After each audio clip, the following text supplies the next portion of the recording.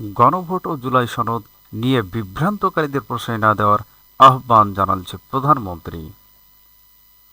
রাজনৈতিক সাথে গণভোট ও জুলাই সনদ নিয়ে বিভ্রান্তি সৃষ্টির চেষ্টা করছে এমন ব্যক্তিদের প্রশ্রয় না দিতে জনগণের প্রতি আহ্বান জানিয়েছেন প্রধানমন্ত্রী তারেক রহমান। তিনি বলেছেন, কিছু ব্যক্তি ও রাজনৈতিক দল এখন গণভোটকে ভিন্ন পথে পরিচালিত এবং দেশের মানুষকে বিভ্রান্ত করে বিশৃঙ্খলা সৃষ্টি করা হচ্ছে। আজ সোমবার দুপুরে যশোরের শর্ষা উপজেলা ঐতিহাসিক উলসি খালের পাড়ে খনন কাজের উদ্বোধন শেষে আয়োজিত এক সংক্ষিপ্ত সমাবেশে প্রধানমন্ত্রী একথা বলেন। তারেক রহমান বলেন, যারা নিজেদের রাজনৈতিক স্বার্থ হাসিলের জন্য বিশৃঙ্খলা সৃষ্টি করতে চায়, যদি এটা তারা করতে না পারে, তবে জনগণের জন্য নেওয়া সব কর্মসূচি, যেমন নারীদের জন্য ফ্যামিলি কার্ড, কৃষকদের জন্য কৃষি কার্ড, খাল খনন কর্মসূচি, বেকার যুবকদের কর্মসংস্থানের জন্য বন্ধ মিল কারখানা চালুর যে কর্মসূচি, স্বাস্থ্যসেবা গ্রামে গ্রামে পৌঁছে দেওয়ার কর্মসূচি, বৃক্ষরোপণের যে কর্মসূচিগুলো রয়েছে সেগুলোর বাস্তবায়ন করা তারা ব্যাঘাত সৃষ্টি করবে। দেশের অগ্রগতি যেন কেউ বাধাগ্রস্ত করতে না পারে তা নিশ্চিত করতে জনগণকেই দায়িত্বশীল ভূমিকা পালন করতে হবে বলে উল্লেখ করেছেন প্রধানমন্ত্রী। রাজনৈতিক দলগুলো স্বাক্ষরিত জুলাই সনদ ধাপে ধাপে এবং সম্পূর্ণভাবে বাস্তবায়ন করা হবে।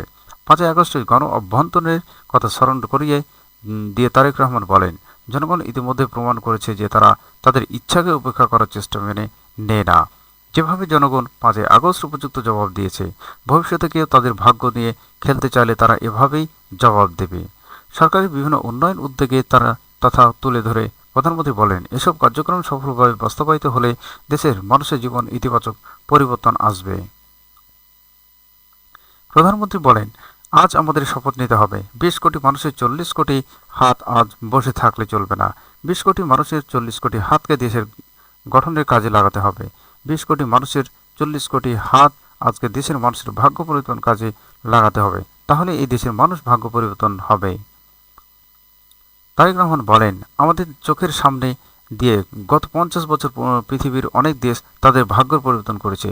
পৃথিবীর অনেক দেশের মানুষ ভাগ্য পরিবর্তন হয়েছে। সেই সিঙ্গাপুরকে নিয়ে আমরা মাঝে মাঝে গল্প করি।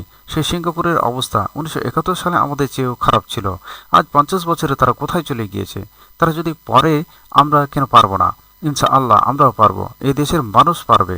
প্রধানমন্ত্রী বলেন, আমরা দেখেছি আন্দোলনের নামে কিভাবে 173 দিন হরতাল করা হয়েছিল। মনে আছে আপনাদের? 173 দিন কিভাবে দেশের অর্থনীতি ধ্বংস করে দেওয়ার চেষ্টা করা হয়েছিল। এখন আবার সেই ভূত আরেকজনের কাঁধে গিয়ে আসর করেছে। আপনাদের এই ব্যাপারে সতর্ক থাকতে হবে। প্রধানমন্ত্রী বলেন, আমরা যদি সতর্ক থাকি এবং আমাদের কর্মসূচি বাস্তবায়নে অঙ্গীকারবদ্ধ থাকি, তাহলে বাংলাদেশের মানুষের ভাগ্য নিয়ে কেউ ছিনিমিনি খেলতে পারবে না। তিনি আরও বলেন, বাংলাদেশের মানুষের ভাগ্য নিয়ে কেউ যদি ছিনিমিনি খেলতে চায়, ইনশাআল্লাহ 24 আগস্টে 5 তারিখে যেভাবে বাংলাদেশের মানুষ জবাব দিয়েছে, ভবিষ্যতে এদেশের মানুষ সেভাবেই জবাব দেবে। তারেক রহমান বলেন, আমরা যারা শহীদ জিয়ার দল করি, আমরা যারা দেশনেত্রী খালেদা জিয়ার সৈনিক, আমরা বিশ্বাস করি এই দেশের হচ্ছে আমাদের প্রথম, এ দেশই হচ্ছে আমাদের শেষ ঠিকানা। সেজন্য আমরা বলি, প্রথম বাংলাদেশে আমরাই শেষ বাংলাদেশ। উলসি খাল দেখিয়ে দিয়ে তারেক রহমান বলেন, এই খালে পানি নাই, কারণ এই খালগুলো অকেজো রুদ্ধ হয়ে গেছে, ভরাট হয়ে গেছে, বিভিন্ন জায়গা খাল দখল হয়ে গেছে। এই যে খাল ভরাট হয়ে গেছে, খাল বন্ধ হয়ে গেছে, খাল দখল হয়ে গেছে, তাতে কি সাধারণ মানুষের বা কৃষকের কোনো উপকার হয়েছে? কোনো উপকারই হয়নি। প্রধানমন্ত্রী বলেন, এখন আজকের আমরা এসেছি এই খাল পুনর্খনন করতে।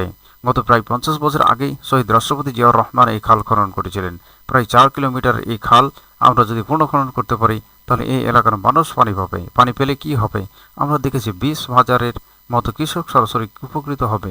প্রায় 1400 টন বাড়তি খাদ্যশস্য উৎপাদন হবে। প্রায় 72,000 মানুষ সরাসরি উপকৃত হবে। তারেক রহমান বলেন, এই খালের পানি থাকলে উপকারটা কাদের হবে ভাই? এই এলাকার মানুষের শুধু হবে। শুধু তাই নয়, এই খাল পুনর্খনন যখন শেষ হয়ে যাবে, আমরা এর দুই পাশ দিয়ে প্রায় 3,000 বৃক্ষরোপণ করব। এ বিষয়ে তারেক রহমান আরও বলেন, এই এলাকার মা বোনেরা যারা ঘরে হাঁস পালনে আগে খাল পানি না থাকার কারণে অনেকেই পক্ষে সেটা আর অসম্ভব হচ্ছে না, কিন্তু খালে পানি আসলে মা বোনদের জন্য বাড়তি রোজগারের সুবিধা হবে হাঁস পালনের মাধ্যমে। আমরা যদি সকলে মিলে পরিশ্রম করি তাহলে অবশ্যই ভাগ্যের পরিবর্তন করা সম্ভব, অবশ্যই দেশের অবস্থান ফিরিয়ে পরিবর্তন করা সম্ভব, আর তাহলে দেশের মানুষ ভালো থাকতে পারবে। প্রধানমন্ত্রী বলেন, বাংলাদেশের প্রায় 20 কোটি জনসংখ্যার অর্ধেক হচ্ছে নারী। দেশনেত্রী বেগম খালেদা জিয়া এই নারীদের জন্য শিক্ষা ব্যবস্থাকে ফ্রি করে দিয়েছেন ইন্টারমিডিয়েট পর্যন্ত। প্রথমবার করেছেন স্কুল পর্যায় পর্যন্ত, দ্বিতীয়বার করেছেন ইন্টারমিডিয়েট পর্যন্ত। খালেদা জিয়া সেই কর্মসূচি আমরা আরও সামনে নিয়ে যেতে চাই।